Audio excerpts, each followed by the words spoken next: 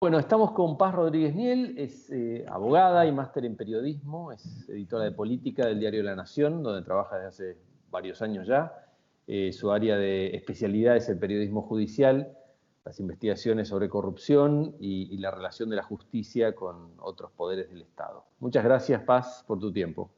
Muchas gracias a vos. Bueno, bueno, tus lectores quienes van a ver esta entrevista, muchos se interesan por temas relacionados con los medios, así que empezaría por ahí. ¿Cómo ves la relación entre medios y justicia en la Argentina? ¿Qué rol cumplen los medios? ¿Cuánto condicionan a la justicia?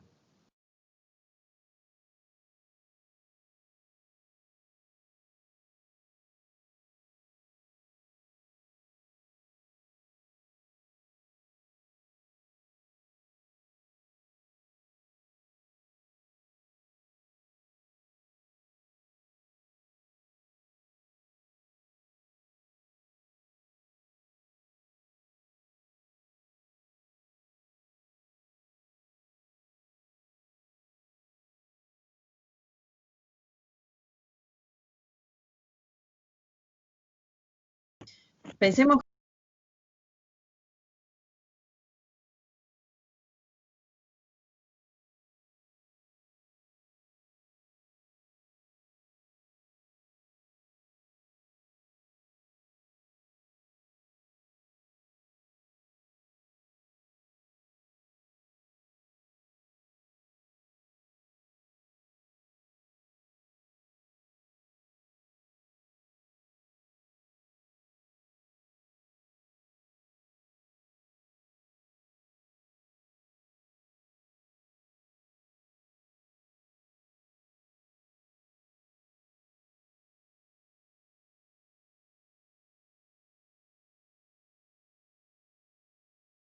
ejemplo.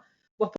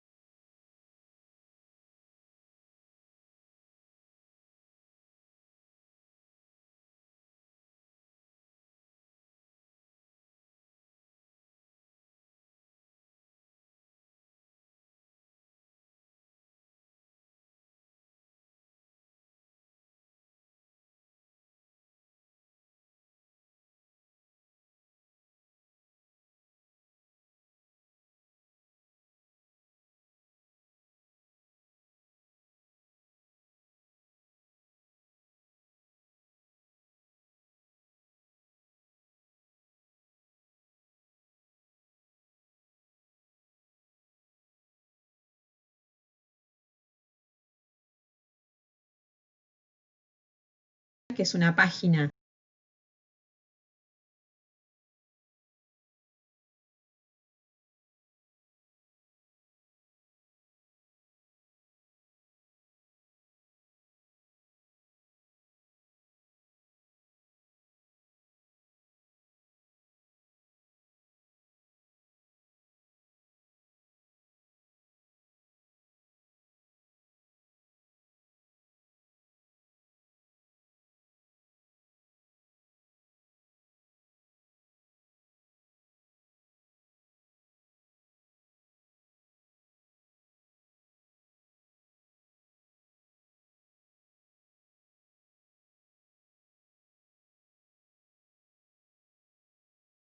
sí, muy interesante.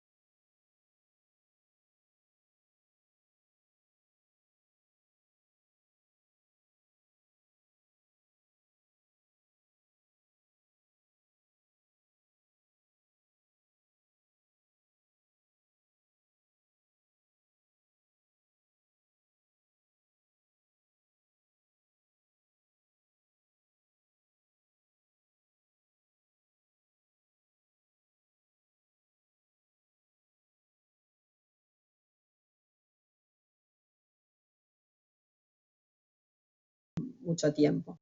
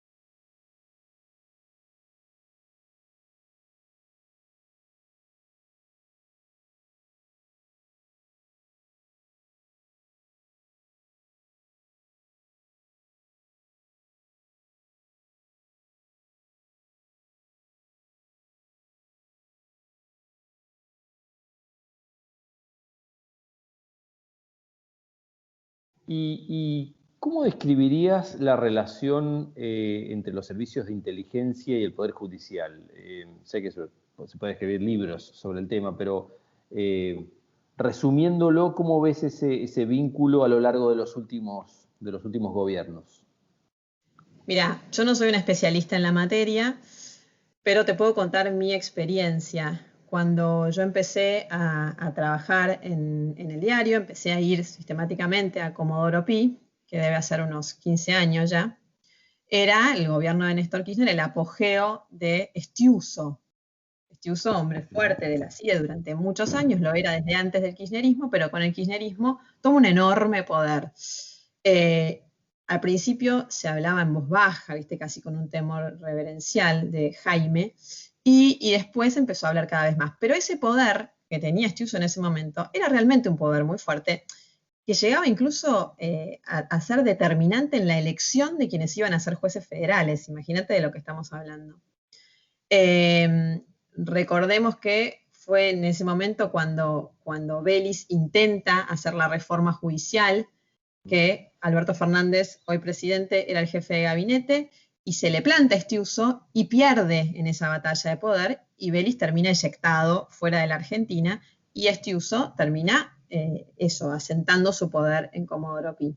Ahora, por supuesto, otra vez, no es con todos los jueces, la relación no es siempre igual.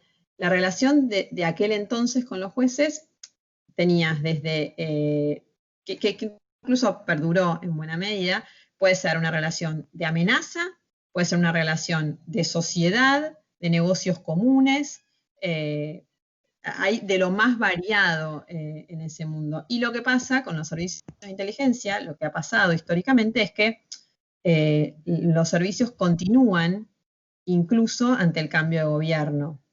Yo creo que esto ha ido en declive, de algún modo, este poder tan evidente que tenían, decayó ya en el gobierno de Cristina Kirchner en lo que era específicamente el estiucismo, por así decirlo. Ella se enfrenta y eso se modifica.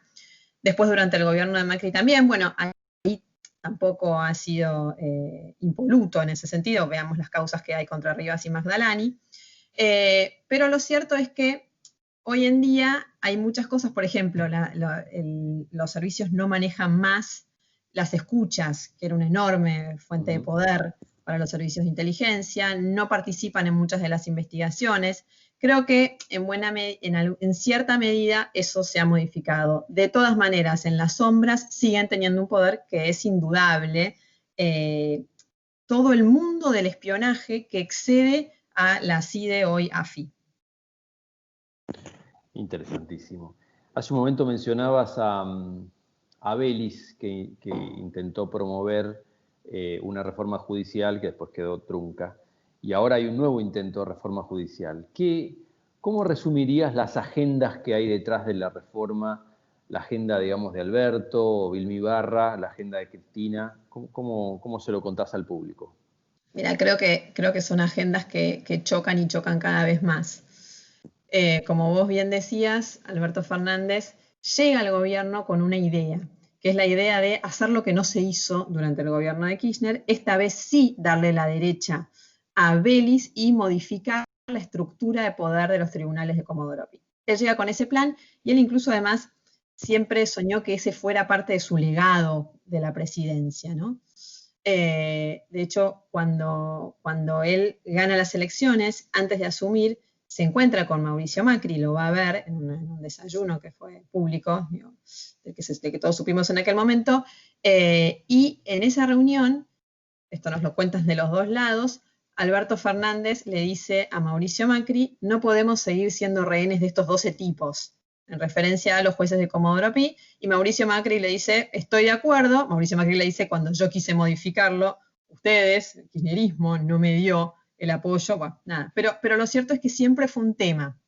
Ahora bien, por muchas cosas vinculadas con esto que te contaba también, de que la CIDE ya no tiene la influencia que antes tenía, por un sistema acusatorio que tiene que venir y que va a modificar en buena medida la estructura de cómo funciona Comodoro Pi, porque el poder va a estar más basado en los fiscales que en los jueces, por el cambio de nombres y de personajes que ha habido en la justicia federal. Ya la verdad es que ese plan de Alberto Fernández, con el que Alberto Fernández llega de modificar una justicia, estaba más pensado en una justicia que, digo, que ya no existe más ese Comodoro Pi para el que Alberto Fernández pensó esa reforma. Pero de esa reforma original empezaron, como pasa producto de la coalición de gobierno, a meter mano distintos actores, y terminó siendo una reforma que ya no convencía a nadie, ni siquiera el propio Vélez, donde tenía subrogantes que iban a asumir en cargos donde nunca había habido juez titular. Bueno, tenía muchos problemas. De todas maneras, Alberto Fernández quiso seguir adelante con esa reforma judicial y de hecho pasó el filtro del Senado, donde está Cristina Kirchner. Pero un dato que es clave es que cuando Cristina hace votar la reforma judicial, lo hace con un mensaje diciendo: esto no es la reforma, esto no es una verdadera reforma. O sea, bajándole el precio a este plan. Y lo mismo pasó con la comisión de expertos, ¿viste? La llamada comisión Veraldi en algún momento, que parecía que podía ser un factor de poder que pudiera preocupar a la Corte o que pudiera... Y la verdad es que cuando uno ve las conclusiones, son conclusiones más bien conservadoras, de tipo técnico. Está claro que la agenda de Cristina Kirchner es mucho más agresiva respecto de la justicia, ¿no? Y eso también se explica por su propia situación, por lo que hablábamos antes. Pensá que ella conserva todavía 9 procesamientos hoy, y están procesados sus hijos. Y la Corte Suprema todavía no revisa unos recursos que ella tiene presentados hace más de un año y medio, donde ella lo que pide es que se frene la causa vialidad, que es el juicio oral que está en trámite. Y la Corte, en mayo del año pasado, pidió los expedientes. ¿Te acordás que casi no empieza ese juicio? Sí. Para resolverlo en forma urgente, y nunca le contestó. Entonces, está claro que ella tiene un notable malestar. Ella considera, o por lo menos dice, que está siendo perseguida, y las medidas que toma el gobierno de Alberto Fernández le resultan absolutamente insuficientes. Están lanzado el kirchnerismo duro a una guerra, y declara que la guerra viene del otro lado, ¿no? Digo, ahí ella entiende la relación con la justicia hoy como de una guerra, con buena parte de la justicia. Y Alberto Fernández está parado en otro lugar en ese sentido. o por lo menos lo intenta. Entonces, por eso vemos que los tironeos y cómo van cambiando las declaraciones de Alberto también, ¿viste? Que no se entiende muy bien qué está diciendo. ¿Y qué se imagina ella? No sé qué se imagina, pero ¿cómo quisiera ella que fuera la reforma? Si hubiera que resumirla, ¿qué modificaría ella? No, yo creo que lo que ella, no quiero hablar de lo que ella piensa o cree, porque la verdad que no lo No sé, sabemos, pero claro. cuando uno ve lo que ella dice, está claro que ella espera una reforma mucho más radical, ¿no? Digo, lo veíamos en la carta que hizo pública con el aniversario de del gobierno de Alberto Fernández, donde ella habla critica, cuestiona que los jueces sean los únicos que no son elegidos por el voto popular. Digo, no quiere decir que ella vaya a promover esa reforma, pero evidentemente es mucho más de raíz, mucho más de fondo y es una pelea mucho más dura que los ajustes que puede querer hacer Alberto Fernández en materia judicial. Y en estos días ya llevamos semanas de debate sobre la elección, o meses incluso, sobre la elección del Procurador General de la Nación. Dos posturas, un grupo queriendo mantener la mayoría especial que hace falta para elegir, el candidato Rafecas diciendo yo quiero, pero solo en esas condiciones, el kirchnerismo proponiendo modificar la ley para elegir con una mayoría distinta de la original. ¿Cómo ves evolucionando el tema? ¿Cómo lo describirías? Mira, muy complicado. Recordemos lo que Macri, que no logró hacer renunciar a Gil Carbó, no logró poner un procurador durante todo su mandato. Ahora la situación está trabada otra vez y es interesante esto que vos decís, porque no solamente está trabada con la oposición, sino que el tema del procurador ha sacado a la luz otro punto muy claro de conflicto dentro de la coalición de gobierno y se parece a lo que veníamos hablando. ¿Por qué? Alberto Fernández propone a Rafecas. Rafecas es uno de los jueces federales, es de su confianza, él lo propone como procurador. Le cuesta conseguir los 2/3, sin ninguna duda, y ahí Rafecas dice que él empiezan los rumores, esto que vos planteabas, de que podría modificarse la ley para bajar las mayorías necesarias para elegir al procurador.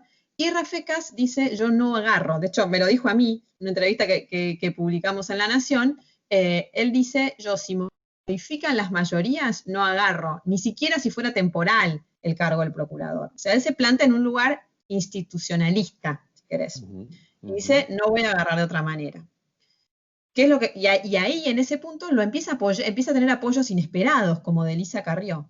Entonces el kirchnerismo más duro, dice, Rafecas no nos va a marcar la cancha, Rafecas, el candidato de Alberto Fernández, ¿no? Del presidente, no nos va a marcar la cancha, y se lanza a esto, a conseguir una ley para bajar las mayorías necesarias, que en definitiva, lo que está haciendo, además, es, de algún modo, terminaría, porque todavía esto no pasó diputados, y vamos a ver si pasa, limpiando al candidato del presidente, porque ya dijo claramente que él no iba a agarrar en esas condiciones.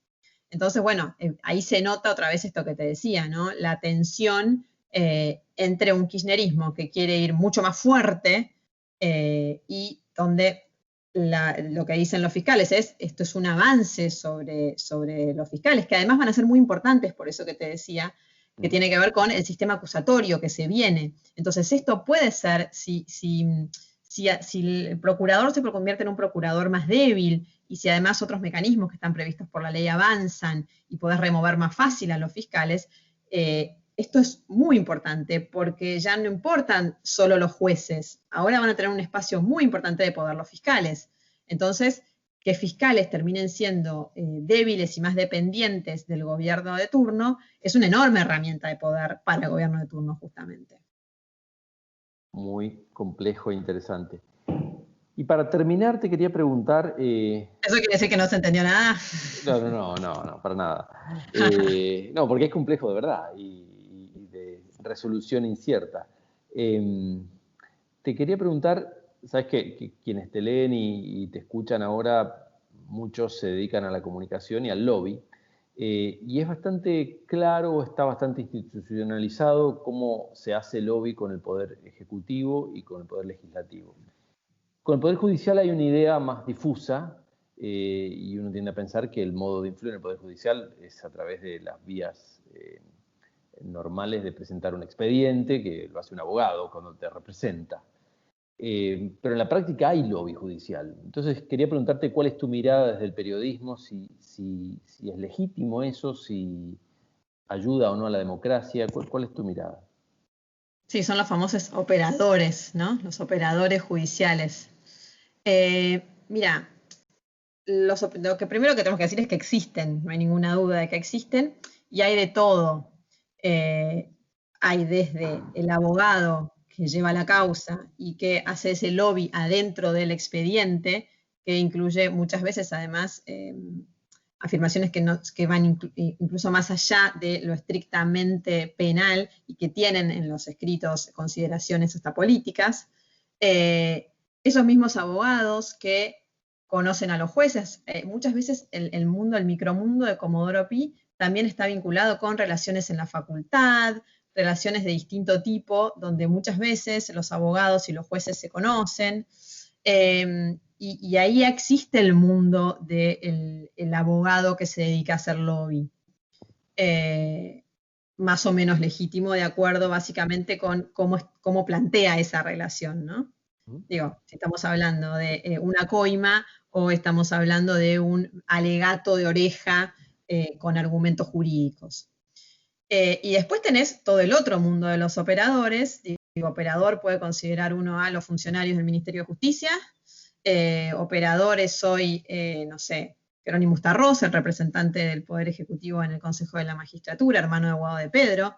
Operadores Guado de Pedro, incluso con la Corte. Son los vasos comunicantes entre el gobierno y factores, factores de poder que a veces, digo, el kirchnerismo, aunque no sea dentro de la estructura del Ministerio de Justicia, también los tiene. Para mí, lo importante cuando es qué negocian y para qué. Esa es la clave. Pero lo que no hay ninguna duda es que existen. Y han existido siempre. Exacto. Y además, un elemento más es que a veces un modo de influir, es lo que comentábamos en el principio de la conversación, un modo de influir es también a través de la prensa, a través de lo que se publica, y es un modo de lobby indirecto, digamos, pero que también... Claro, sin duda. Sin duda, ¿qué es eso? Que es cómo se traduce al gran público lo que pasa dentro de las causas, sin duda. Que le importa a los jueces y por supuesto le importa a los afectados por las causas. Claro, exactamente. Y que es una parte muy importante del resultado de una causa penal, ¿no? Cómo te va en la justicia y cómo te va frente a la sociedad respecto de lo que haya pasado en esa causa. Absolutamente. Bueno, Paz, muy interesante, te agradezco muchísimo de nuevo el tiempo y todas las explicaciones que nos diste, quedamos educados en materia judicial y de prensa. Muchas gracias. Muchísimas gracias a vos.